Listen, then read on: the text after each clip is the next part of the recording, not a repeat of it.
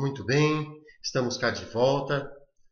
E agora nós vamos tratar de um outro fundamento proposto por Raab, né? Que é o fundamento do ensino e aprendizagem.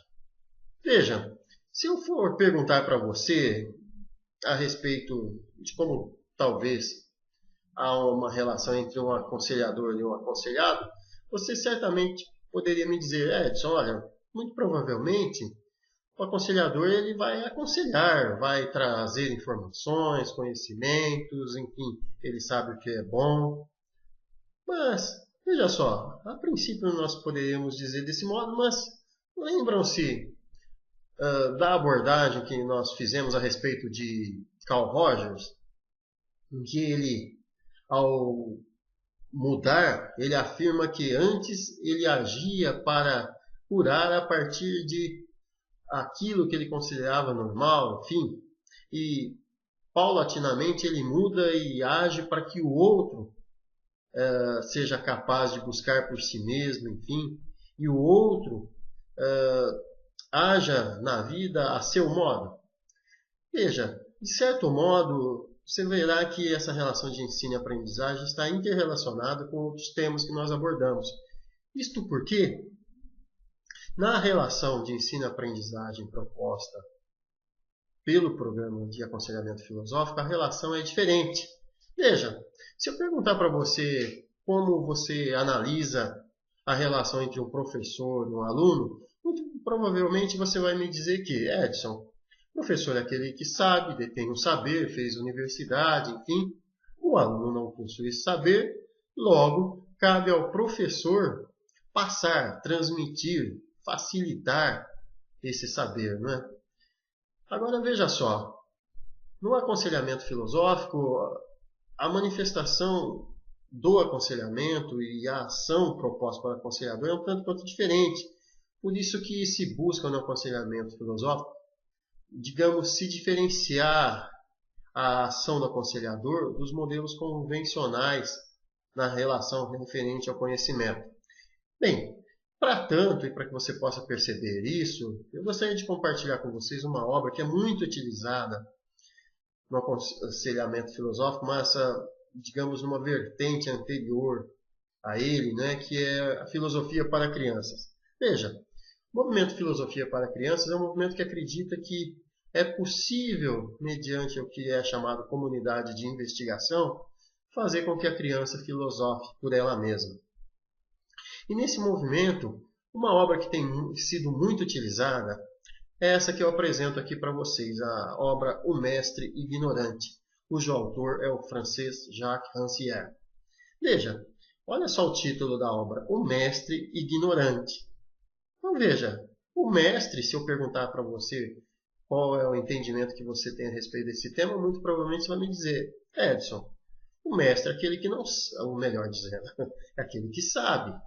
É aquele que tem discípulos, os discípulos o seguem para sorver daquele conhecimento, né? Mas, paradoxalmente, veja o que Rancière coloca logo depois. O mestre ignorante.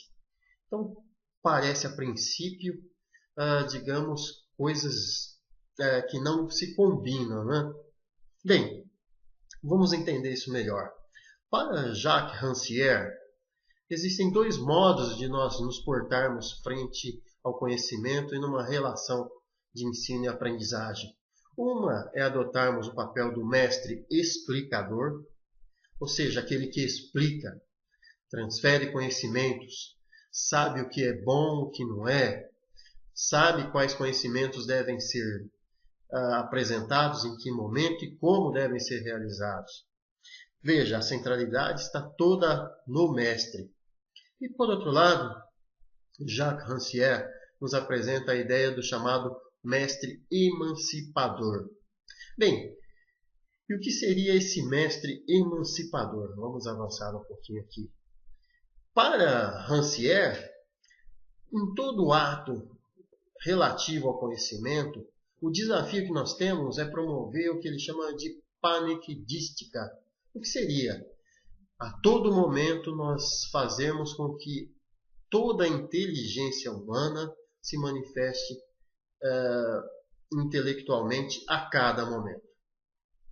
Agora veja só, não somente o professor, o mestre, mas também o discípulo, o aluno, ou seja, é uma relação de se potencializar todas as capacidades cognitivas, não só do professor, como também do aluno. E para isso, veja só a definição que o Rancière coloca. O mandamento emancipador não conhece negociações. Ele comanda absolutamente um sujeito que supõe capaz de comandar-se a si mesmo. Então veja só, eu não olho paternalisticamente para o outro, pensando cá comigo em como conduzi-lo, de que modo conduzi-lo frente ao conhecimento. Eu parto do pressuposto que ele é capaz de conduzir-se a si mesmo. Avançando, né? O que pode, essencialmente, o emancipado é ser emancipador, fornecer não a chave do saber, mas a consciência daquilo que pode uma inteligência quando ela se considera como igual a qualquer outra e considera qualquer outra como igual à sua. Então veja só, olha que grande diferença, né? Numa relação convencional que nós costumeiramente fazemos a respeito de um professor ou mestre, enfim, é que ele detém o saber e cabe a ele transmitir esse saber. O Rancière coloca que ele possui então a chave do saber, ou seja, está no outro, no professor, no mestre, a chave que vai abrir a possibilidade do saber àquele que ainda não sabe ainda. Mas Rancière nos apresenta um outro desafio, né? Ele diz que, veja logo depois, o emancipado é aquele que sabe ser emancipador. Ele não possui a chave, né? Mas ele tem a consciência de que qualquer um tem a mesma capacidade que ele. Ou seja, eu deixo de ver em mim um papel central, né? E ajo para que o outro descubra essa potencialidade que tem dentro dele. Logo, nós não vamos ter discípulos a seguirem o mestre, ansiosos para sorver das palavras de sabedoria, né? Nós vamos ter, na verdade, iguais, diferentes, caminhando lado a lado, visto que cada um deles possui essas capacidades de aprendizagem, enfim, usar o todo, né, da inteligência em cada momento intelectual.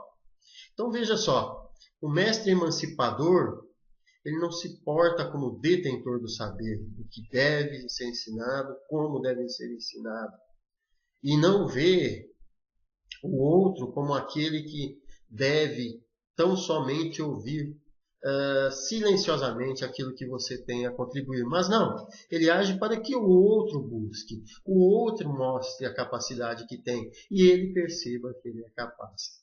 Então, veja só como é que estão interrelacionados esses temas. Por exemplo, o que nós vimos agora há pouco, referente à proposta de Carl Rogers e a abordagem centrada na pessoa. Percebam como elas começam a se intercruzar, se interrelacionar? Bem, vamos parar um pouquinho aqui. No próximo vídeo nós continuamos essa abordagem. Até daqui a pouco.